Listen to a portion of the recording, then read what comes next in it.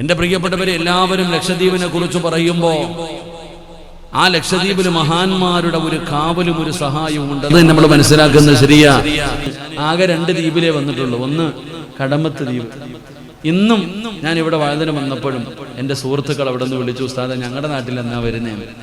പിന്നെ ആകെ വന്നിരിക്കണത് ഇവിടെ ഈ ലക്ഷദ്വീപിൽ കുറെ കൂട്ടുകാരുണ്ട്, നല്ല കൂട്ടുകാർ. അൽഹംദുലില്ലാഹ്, അള്ളാഹു സ്വർഗത്തിൽ നമ്മളെ കൂട്ടുകാരാക്കി തരുമാറാകട്ടെ. അള്ളാഹു സ്വർഗത്തിലും കൂട്ടുകാരാക്കി തരുമാറാകട്ടെ. ഇൻഷാ അല്ലാഹ് ഇനി വരുമ്പോൾ എൻ്റെ പെണ്ണുമ്പിള്ളയും മക്കളെയും കൂടെ കൊണ്ടുവരണം, വലിയ ആഗ്രഹമുണ്ട്. ഇൻഷാ അല്ലാഹ് പെണ്ണുമ്പിള്ള കേട്ടോണ്ടിരിക്കുന്നുണ്ടാവുള്ളൂ. എൻ്റെ മോൻ എന്നോട് ചോദിക്കണം, അപ്പം എന്നെ എപ്പോഴാണ് കൊണ്ടുപോകണേന്ന്. ഞാൻ എപ്പോഴും പറയും, എൻ്റെ കൂടെ വന്നു കഴിഞ്ഞാൽ ഒന്നും നടക്കൂല. കാരണം എന്തേ, നമ്മുടെ കാര്യങ്ങൾ അങ്ങനെ അവരെ കൊണ്ടുവന്നിട്ട് കറങ്ങാനും പിടിക്കാനൊന്നും കൊണ്ടുപോകാൻ പറ്റത്തില്ല. എങ്കിലും ഈ നാടൊക്കെ വന്ന് കാണണമടോ. ഞാൻ പറയുന്നത് നിങ്ങൾക്ക് നിങ്ങളുടെ മഹത്വം അറിയില്ല, നിങ്ങൾക്ക് ചിലപ്പോൾ നിങ്ങളുടെ മഹത്വം അറിയില്ല.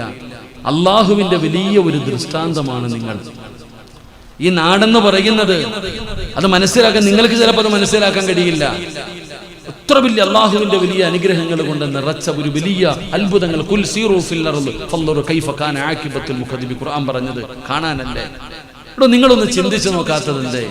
ഈ 4 ഭാഗത്തും കടലല്ലേ?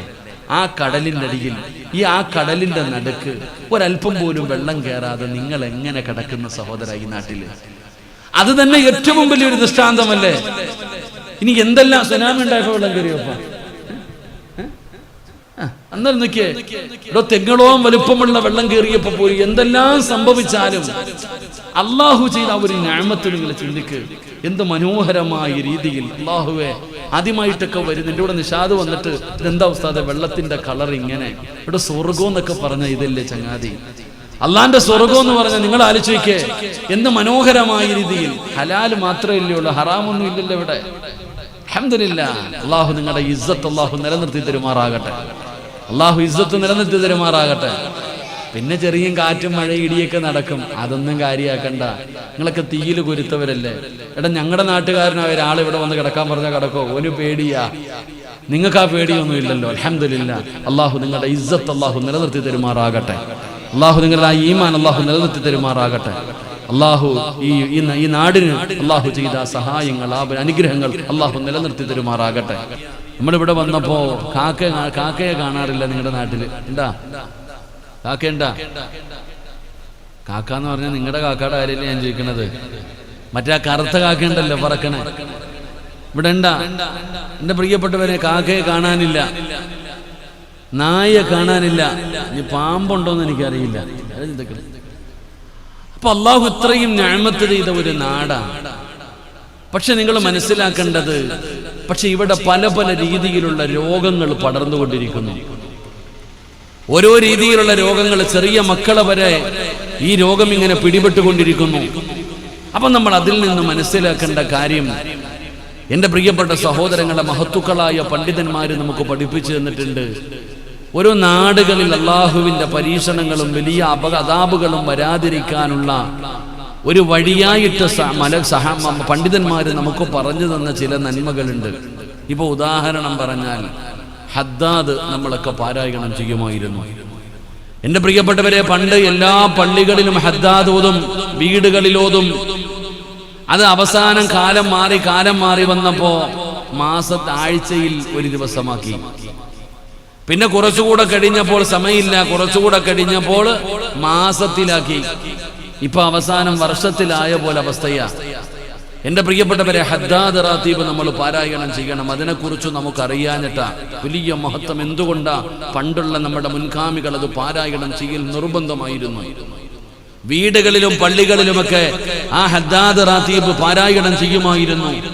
ആ ഹദ്ദാദ് റാത്തീബ് പാരായണം ചെയ്യുന്നതിലൂടെ ഒരുപാട് അപകടങ്ങൾ, ദുരന്തങ്ങൾ, എൻ്റെ പ്രിയപ്പെട്ടവരെ, മാറാ രോഗങ്ങൾ, വ്യാപിച്ചു വരുന്ന രോഗങ്ങൾ, ഇങ്ങനെയുള്ള കാര്യങ്ങളിൽ നിന്നുള്ള ഒരു വലിയ സംരക്ഷണം ഉണ്ടായിരുന്നു എന്ന് ചരിത്രം നമുക്ക് പഠിപ്പിച്ചു തരുന്നുണ്ട്.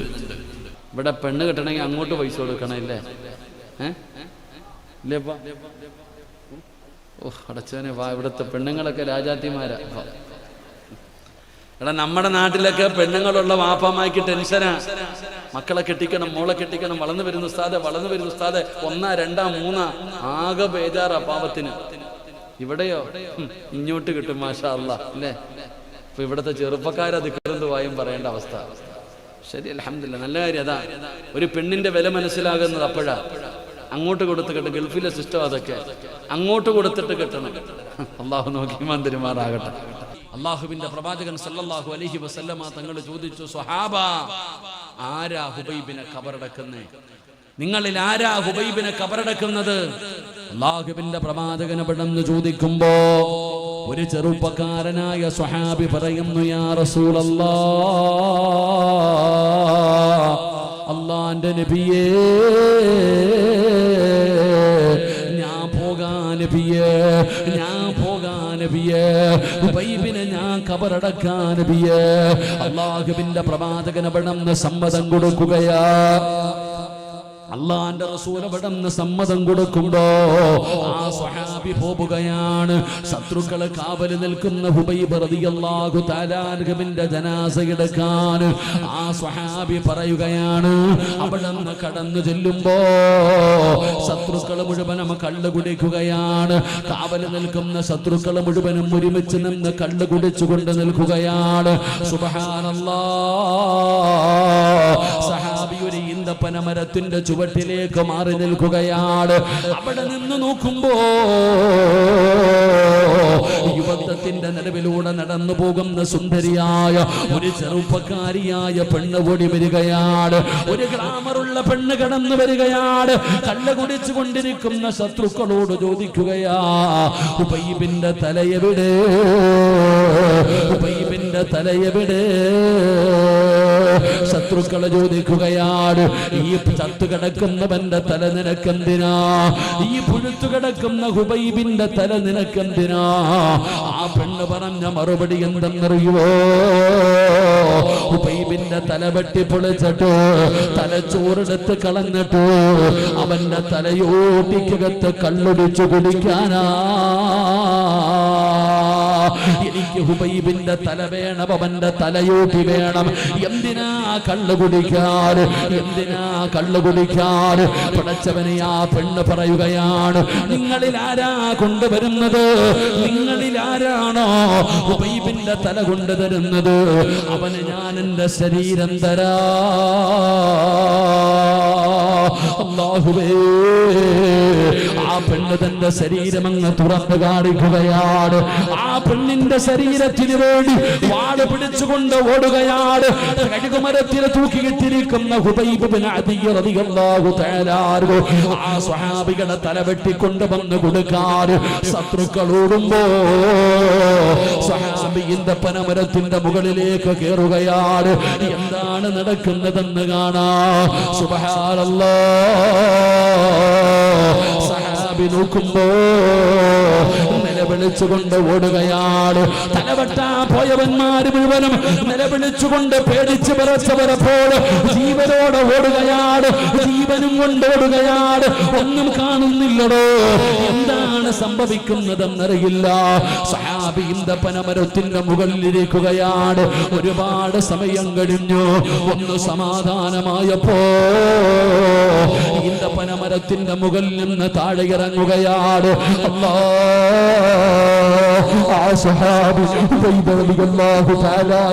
ജനാസ തൂക്കിയിട്ടിരുന്ന സ്ഥലത്ത് ചെല്ലുമ്പോ സുബ്ഹാനല്ലാഹ്,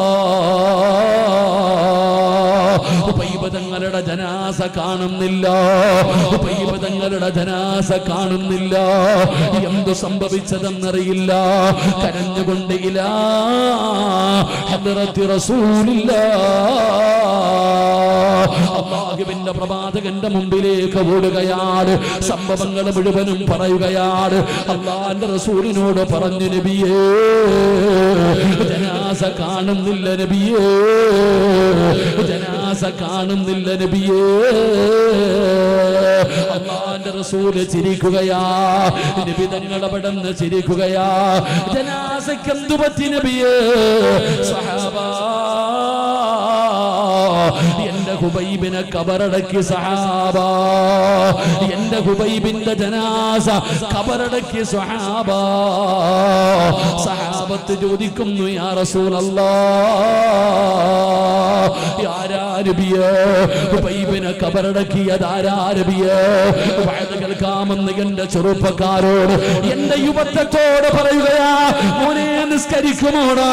5 നേരം അല്ലാഹുവിന്റെ പള്ളിയിൽ നിന്ന് ബാങ്ക് വിളിച്ചു കഴിഞ്ഞ എല്ലാ തിരക്കുകളും മാറ്റിവെച്ചിട്ട് പള്ളിയിൽ ചെന്നിട്ട് ജമാഅത്തായി നിസ്കരിക്കാൻ കഴിയുമോ ചെറുപ്പക്കാരാ?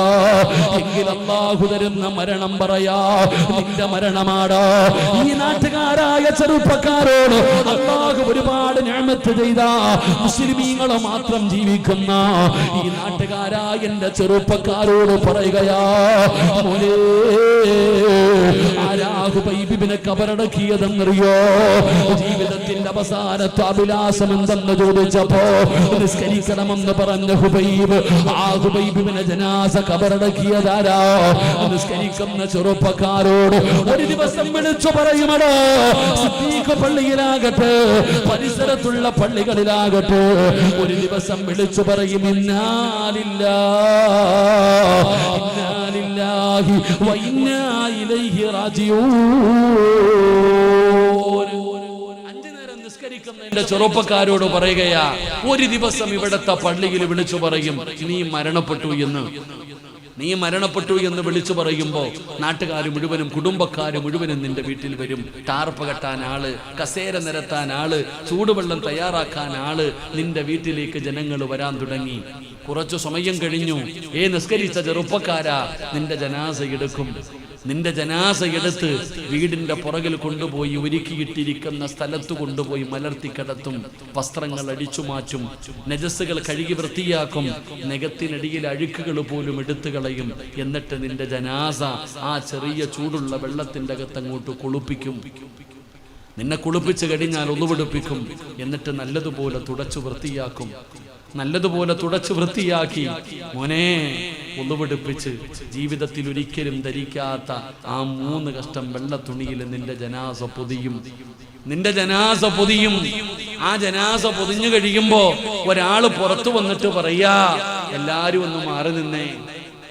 ഒന്ന് മാറി നിൽക്ക്, ജനാസ എടുക്കാൻ സമയമായി. നിന്റെ വീട്ടിൽ വന്നവര് മുഴുവനും മാറി നിന്നു. കൊച്ചുകുട്ടികളെ എടുത്തുകൊണ്ട് വരുന്നത് പോലെ നിന്റെ ജനാസ എടുത്തുകൊണ്ടുവന്ന് വീടിൻ്റെ അകത്ത് വിരിച്ചിട്ടിരിക്കുന്ന 3 കഷ്ടം തുണിയുടെ മുകളിൽ കൊണ്ടുവന്ന് മലർത്തി കിടത്തും. അന്ന് നിന്റെ വീട്ടിൽ കാലുകുത്താൻ സ്ഥലമില്ലടാ മോനെ. ഈ നാട് മുഴുവനും വന്നിട്ടുണ്ട്. വിളിക്കാത്തവരും കുടുംബക്കാരും നാട്ടുകാരും എല്ലാവരും നിന്റെ വീട്ടിൽ. അന്ന് പരാതിയില്ല ആർക്കും. നീ വിളിക്കാത്തതിൽ ആർക്കും സങ്കടമില്ല, ആർക്കും പരാതിയില്ല. ഈ നാട് മുഴുവനും നിന്റെ വീടിന്റെ മുറ്റത്തുണ്ട്. ഉസ്താദന്മാര് വന്നിട്ടുണ്ട്, മയ്യത്ത് കെട്ടിൽ കൊണ്ടുവച്ചിട്ടുണ്ട്. അങ്ങനെ എല്ലാവരും നിന്റെ വീട്ടിൽ ഒരുമിച്ചിരിക്കുന്നു. നിന്നെ ഇതാ കൊണ്ടുവന്ന് 3 കഷ്ടം തുണിയുടെ മുകളിൽ മലർത്തി കിടത്തി. അപ്പോഴാണ് ഉസ്താദ് ചോദിക്കുന്നു, ആ പഞ്ഞി എവിടെ? ആ സുഗന്ധം തേച്ച പഞ്ഞി എവിടെ? എന്തിനാ മോനെ പഞ്ഞി? എന്തിനാ സമയത്ത് പഞ്ഞി തിരക്കുന്നത്? മുക്കിന്റെ ദ്വാരം പഞ്ഞി കൊണ്ടടയ്ക്കുന്നേ, കാണേണ്ടവർ കണ്ടോ ഇതാ പൊതിയുന്നേ. ആ മയ്യത്ത് തുണി, ആ പഞ്ഞി വാങ്ങിയിട്ട് നിന്റെ മൂക്കിന്റെ ദ്വാരത്ത് വെക്കും. എന്നിട്ട് പറയാ, കാണേണ്ടവരൊക്കെ കണ്ടോളാൻ. സിറാജിനെ കാണേണ്ടവരൊക്കെ കണ്ടോ, ഫൈസി ഉസ്താദിനെ കാണേണ്ടവരൊക്കെ കണ്ടോ, റൌഫിനെ കാണേണ്ടവരെല്ലാരും കണ്ടോ. അങ്ങനെ എല്ലാരും തിരക്ക് കൂട്ടി. എന്നെയും നിങ്ങളെയും കാണാൻ എല്ലാരും ഇങ്ങനെ തിരക്ക് കൂട്ടിയപ്പോ ആരോ പറയുന്നുണ്ട്, കണ്ടതൊക്കെ മതി പൊതിഞ്ഞേക്കാൻ, കണ്ടതൊക്കെ മതി ആ തുണി അങ്ങെടുത്ത് പൊതിയാൻ. സുബ്ഹാനല്ലാഹ്, ആ വെള്ള തുണി അങ്ങ് മുറുക്കി കെട്ടും. ആ വെള്ള തുണി കൊണ്ട് നല്ലതുപോലെ പൊതിഞ്ഞ് കാൽഭാഗവും തലഭാഗവും ചാക്ക് കെട്ടുന്നത് പോലെ ചുരുട്ടി അങ്ങോട്ട് കെട്ടുവടാ പൊന്നു ചെറുപ്പക്കാരാ. മോനെ, അല്ലാഹുവേ, ആ രംഗമൊന്ന് ചിന്തിക്കു സഹോദര. തഴവ ഉസ്താദ് പറയുകയാ, മയ്യത്ത് കട്ടിൽ തോളിലേക്ക് ഉയരുന്നേ, പുരയ്ക്കുള്ളിൽ അപ്പോൾ രോദനം ഉയരുന്നേ. നിന്റെ ജനാസ അങ്ങട്ട് ആ മയ്യത്ത് കട്ടിലിൽ വെച്ചിട്ട് അങ്ങോട്ട് പൊക്കണ സമയത്ത് നിന്റെ വീട്ടില് ഒരു നിലവിളി കേൾക്കാം. ഉപ്പയും ഉമ്മയും മക്കളും കൂടപ്പറപ്പും ഭാര്യയും കൂട്ടുകാരും നാട്ടുകാരും എല്ലാവരും കരയുന്ന ഒരു സമയം. അപ്പോഴാണോ മരണ വീട്ടിൽ ഏറ്റവും കൂടുതൽ കരച്ചിൽ കേൾക്കുന്നത്. ഇന്നത്തെ കണ്ണുനീരിന് വിലയില്ലടോ. എൻ്റെ ഉപ്പാനെ കൊണ്ടുപോകല്ലേ, എൻ്റെ കാനെ കൊണ്ടുപോകല്ലേ, എൻ്റെ പൊന്നുമോനെ കൊണ്ടുപോകല്ലേ എന്ന് മരണ വീട്ടിൽ ഏറ്റവും കൂടുതൽ നിലവിളി കേൾക്കുന്ന സമയം. നിനക്കറിയോ പ്രതിഫലം? നിസ്കരിക്കുന്ന എൻ്റെ മക്കളോട്, പാപ്പ നിനക്ക് തോന്നുന്നുണ്ടോ ഉപ്പ ഈ പ്രായം ചെന്ന് രോഗം പിടിച്ചിട്ടും നീ പള്ളിയിൽ പോയി നിസ്കരിക്കുന്നത് വെറുതെയാണെന്ന് നിനക്ക് തോന്നുന്നുണ്ടോ ഉപ്പ? ഞാൻ എൻ്റെ ഉപ്പയോട് ചോദിക്കാം, ആരോഗ്യമുള്ള ചെറുപ്പക്കാർ നിസ്കരിക്കുന്നില്ലല്ലോ, നിന്റെ കൂടെ കടന്നവൾ നിസ്കരിക്കുന്നില്ലല്ലോ. വെളുപ്പാങ്കാലത്ത് എഴുന്നേറ്റ് പള്ളിയിൽ പോകുന്ന വാപ്പ, നീ സാധാരണ മനുഷ്യനാണോ ഉപ്പ? എൻ്റെ ഉമ്മമാരോട് ഞാൻ ചോദിക്കട്ടെ, എൻ്റെ പെങ്ങന്മാരോട് ചോദിക്കട്ടെ, നിന്റെ മക്കളും നിന്റെ മരുമക്കളും വീടിനകത്ത് കിടന്നിട്ട് ആസ്വദിക്കുമ്പോൾ നിസ്കാര പായിലിരുന്നിട്ട് നിസ്കരിച്ചത്, ഖുർആൻ ഓതിയത് വെറുതെയാണെന്ന് തോന്നുന്നുണ്ടോ ഉമ്മ? ഇല്ല. എടാ ചെറുപ്പക്കാരാ, ഈ പള്ളി ഒന്നും തികയില്ലടാ മോനെ. എന്റെ ചെറുപ്പക്കാരോട് ഞാൻ പറയാ, ഈ പള്ളി ഒന്നും തികയൂലടാ. നിന്റെ ജനാസ ചുമന്നിട്ട് പള്ളിയിൽ കൊണ്ടുപോകുന്നതിന് മുമ്പേ ഈ പള്ളിയും ഈ നാട് മുഴുവനും നിറയുവിടോ. ഈ നാട് മുഴുവനും നിറയും. കാലുകുത്താൻ സ്ഥലം കിട്ടൂല. നിന്റെയൊക്കെ ജനാസ ഇവിടത്തെ പള്ളിയിൽ കൊണ്ടുപോകുമ്പോ ഈ പള്ളിക്കകത്ത് കേറാനോ ആ പള്ളിയുടെ പരിസരത്ത് പോലും പോകാൻ നിനക്ക് സമയം കിട്ടൂല, നിനക്ക് സ്ഥലമുണ്ടാകില്ല. കാരണം ഇന്ത്യയുടെ പ്രധാനമന്ത്രി വരുന്നത് കൊണ്ടൊന്നുമല്ല. ഇന്ത്യയുടെ പ്രധാനമന്ത്രിയോ ഇന്ത്യയുടെ പ്രസിഡന്റോ ഗവർണറോ അല്ലെങ്കിൽ നിങ്ങളുടെ വലിയ ഉത്തരവാദിത്തപ്പെട്ട ആൾക്കാരോ ഇവരാരും വരുന്നത് കൊണ്ടല്ലടോ. പിന്നെ ആര് വരുമെന്നറിയോ? എടാ VVIP മരിച്ച VVIP വരും. അതങ്ങനെ VVIPകൾ മരിക്കുമ്പോ VVIPകൾ വരും. എന്റെ പൊന്നാര ചെറുപ്പക്കാരാ, ആകാശത്ത് നിന്ന് വരുവടാ നിന്റെ മയ്യത്ത് കബറടക്കാൻ 70,000 മലക്കുകൾ. അള്ളാഹു ഭാഗ്യം തരുമാറാകട്ടെ. ആകാശത്ത് നിന്ന്. അതാടാ VVIP. ഇന്ത്യയുടെ പ്രധാനമന്ത്രിയോ പ്രതിപക്ഷമൊന്നും അല്ല. അള്ളാഹുവിന്റെ മലക്കുകൾ ലാ യഅസൂനല്ലാഹ മാ അമറഹും വയഫ്അലൂന മാ യുമറൂൻ. ജനിച്ച കാലം മുതൽ മരിക്കുന്ന കാലം വരെ അല്ലാഹ് എന്നല്ലാതെ വേറൊരു വാക്ക് അവർ പറയൂല. അവര് പാപം പറയൂല, പാപം ചെയ്യൂല, പാപം കാണൂല. അല്ലാ അല്ലാ എന്ന് പറഞ്ഞ് അല്ലാഹനെ സ്തുതിച്ചു കൊണ്ടിരിക്കുന്ന 70,000 മലക്കുകൾ വരുവടാ നിന്റെ മയ്യത്ത് കബറടക്കാൻ. സിറാജ് വെറുതെ പറഞ്ഞതല്ല, അള്ളാന്റെ റസൂല് പറഞ്ഞു, സഹാബ എന്റെ ഹുബൈബിനെ കബറടക്കിയത് മലക്കുകളാ സഹാബ. ജീവിതത്തിന്റെ അവസാനത്തെ അഭിലാഷം എന്താടാ ഹുബൈബേ? എനിക്ക് അള്ളാഹുടെ മുമ്പിൽ 2 റക്അത്ത് നിസ്കരിച്ചാൽ മതി എന്ന് പറഞ്ഞ ആ ഹുബൈബ് ഇബ്നു അദി എന്ന് പറയുന്ന ചെറുപ്പക്കാരന്റെ മയ്യത്ത് ഖബറടക്കിയത് മലക്കുകളാണെന്ന് ആദരവായ പ്രവാചകൻ നബി മുഹമ്മദ് മുസ്തഫ. ആദരവായ പ്രവാചകൻ നബി മുഹമ്മദ് മുസ്തഫ. ഇതാ മോനെ അള്ള തരാമെന്ന് പറഞ്ഞ മരണം. ഇതിനാണ് നല്ല മരണമെന്ന് പറയുന്നത്. അള്ളാഹു നമുക്ക് നല്ല മരണം നൽകുമാറാകട്ടെ. അതുകൊണ്ട് എൻ്റെ ഉപ്പയോട്, എൻ്റെ സഹോദരങ്ങളോട് എനിക്ക് പറയാനുള്ളത്, നിസ്കാരത്തിൻ്റെ വിഷയത്തിൽ ഒരു വിട്ടുവീഴ്ചയുമില്ല. ഒരു വിട്ടുവീഴ്ചയുമില്ല. നിസ്കരിക്കാൻ അള്ളാഹു വിളിച്ചാൽ പിന്നെ നിനക്കൊന്നുമില്ല. ആ വിളിക്ക് ഉത്തരം നൽകുക. അള്ളാഹു നമുക്ക് ഭാഗ്യം തരുമാറാകട്ടെ. ആ ഒരു കാര്യം നിങ്ങൾ ചെയ്യാൻ തയ്യാറായാൽ അള്ളാഹു പറഞ്ഞ പ്രതിഫലം മരിക്കുന്ന കാലം വരെ ഒരാളുടെ മുമ്പിലും പോയിട്ട് കൈനീട്ടണ്ട. എനിക്ക് തിന്നാനില്ല, മക്കൾക്ക് കൊടുക്കാൻ ഭക്ഷണമില്ല, എന്തെങ്കിലും താ എന്ന് പറഞ്ഞ് യാചിക്കണ്ട. നിനക്ക് അള്ളാഹു മരിക്കുന്ന കാലം വരെ നിന്റെ വീട്ടിൽ അള്ളാഹു ഭക്ഷണം തരും. അള്ളാഹു നമുക്ക് ഭാഗ്യം തരുമാറാകട്ടെ. 5000 കോടി എങ്ങാണ്ട് ചിലവഴിച്ചിട്ടാണ് ഇപ്പോൾ ഒരു ചങ്ങാതി തൻ്റെ മകന്റെ നിക്കാഹ് നടത്തിയത്. കണ്ടില്ല, ഇന്ത്യ കണ്ട ഏറ്റവും വലിയ വിവാഹം. ആ അംബാനിയുടെ വീട്ടിൽ തിന്നാനില്ലെങ്കിലും ഈ പാവപ്പെട്ട നിന്റെ വീട്ടിൽ മരിക്കണ കാലം വരെ തിന്നാനുണ്ടാകും. അള്ളാഹു ഈമാൻ തരുമാറാകട്ടെ. ഉറക്കപ്പറല്ല ഈമാൻ തരുമാറാകട്ടെ. അള്ളയാ പറഞ്ഞത്. സൂറത്തു ത്വാഹ ആർക്ക് വേണമെങ്കിലും പോയി എടുത്തു നോക്കാം. വഅ്മുർ അഹ്ലക ബിസ്സലാത്തി വസ്തബിർ അലൈഹാ ലാ നസ്അലുക റിസ്ഖ നഹ്നു നർസുകുക വൽ ആഖിബത്തു ലിത്തഖ്വ. അല്ലാഹുവിന്റെ വിശുദ്ധ ഖുർആൻ നല്ല മരണവും തരും, മരിക്കുന്ന കാലം വരെ ഹലാലായ ഭക്ഷണം. അതാ ഏറ്റവും വലുത്. നമ്മൾ ഉണ്ടാക്കിയ ഹറാം വരും, നമ്മൾ ഉണ്ടാക്കി ചിലപ്പോൾ ഹറാമ് കലരും. അല്ല തന്ന ഹലാലെ തരൂ. മരിക്കുന്ന കാലം വരെ ഹലാലായ ഭക്ഷണം. അള്ളാഹു ഭാഗ്യം തരുമാറാകട്ടെ. കൊല്ലം ജില്ലയിൽ പത്തനാപുരത്ത് കിടന്ന ഷാഹുൽ ഹമീദിന്റെ മകനായ സിറാജ് ഇന്ന് നിങ്ങളുടെ വീട്ടിൽ വന്നിട്ട് റൌഫിന്റെ വീട്ടിൽ പോയി ചപ്പാത്തിയും തിന്നിട്ടാണ് ഞാൻ വന്നത്. എൻ്റെ പേര് അള്ളാഹു അതിൽ എഴുതിയിട്ടുണ്ടായിരുന്നു. അതുകൊണ്ട് അവിടെ കിടന്ന് ഞാൻ ഇവിടെ വന്നത്.